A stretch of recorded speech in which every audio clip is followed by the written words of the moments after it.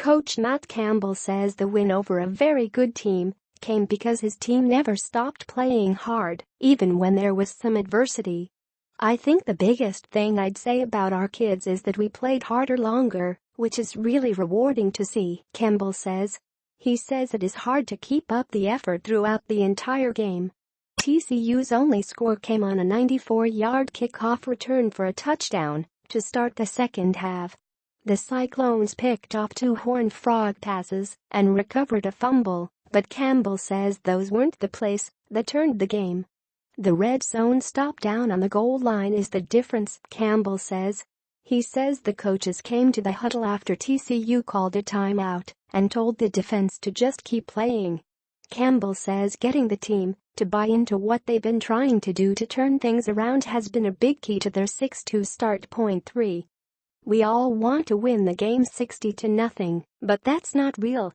The real football at this level is that you've got to grind it out, and there's a rhythm and a way to win football games, and you've just got to be able to pick it out and figure it out and then just stay the course," Campbell says. "And I think our kids have really bought into that and understand that." Iowa State started the month of October with an upset of then number 3 Oklahoma and then got wins over Kansas and Texas Tech before Saturday's upset of TCU. They now find themselves bowl eligible and at the top of the Big 12 standings. Campbell says he hasn't really thought about how quickly they've turned things around. "All you want to do is get your team to November and have the chance to be playing for something. And that's where we are finally at. We talked about that as our goal when I got here," Campbell says. "And you don't know whether that is going to happen. You just put your head down and stay the course and really work, and this is happening, not because of coaching, but because of player ownership."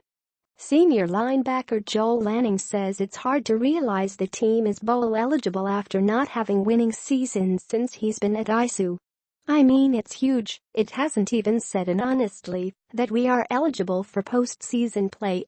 We are not done here though. We have other games that we are going to try and win," Lanning says. Lanning says they are not happy just getting enough wins to go to a bowl. He says they want to win championships and turn the program around. Quarterback Kyle Kempt has won 4 straight games since becoming the starter.